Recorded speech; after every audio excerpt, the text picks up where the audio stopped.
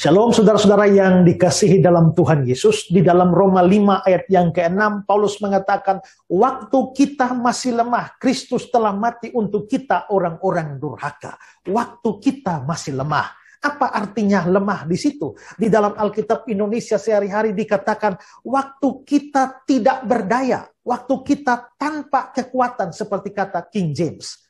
Nah, kata Yunani yang dipakai di situ adalah astenon. Dan kata astenon itu biasa menunjuk pada orang yang sakit parah sampai dia tidak bisa bikin apa-apa lagi, bahkan bergerak pun dia tidak bisa lagi.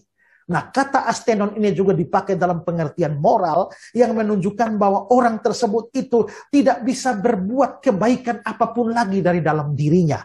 Nah, itulah keadaan lemah dari kita orang berdosa. Kita orang berdosa digambarkan sebagai lemah, tidak berdaya, tanpa kekuatan moral untuk berbuat sebuah kebaikan yang dapat menyelamatkan kita dari akibat-akibat dosa kita. Itulah sebabnya dalam Roma pasal 3 ayat yang ke-12 dikatakan, tidak ada yang berbuat baik, seorang pun tidak. Yeremia pasal 4 ayat yang ke-22 mengatakan, untuk berbuat baik mereka tidak tahu.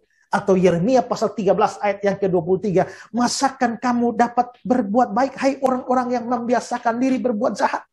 Itu semua menunjukkan bahwa memang kita manusia lemah. Kita tidak bisa berbuat kebaikan. Dan seandainya kita bisa berbuat kebaikan pun, itu tidak memadai untuk menyelamatkan kita.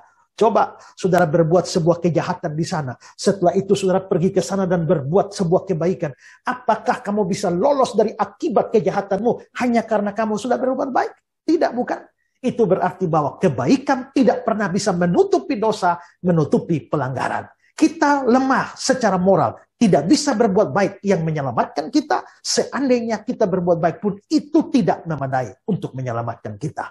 Nah, tapi bersyukurlah Roma 5 ayat 6 tadi dikatakan bahwa waktu kita masih lemah itu, Kristus telah mati bagi kita orang-orang durhaka. Puji Tuhan bahwa keselamatan kita bukan bergantung pada kekuatan kita, kekuatan moral kita untuk berbuat baik, tapi pada anugerah Kristus di atas kayu salib yang telah mati bagi kita pada waktu kita masih menjadi orang durhaka. Karena itu, jangan andalkan kekuatanmu karena kamu tidak punya kekuatan apa-apa. Jangan andalkan perbuatan baikmu yang bisa menyelamatkan kamu.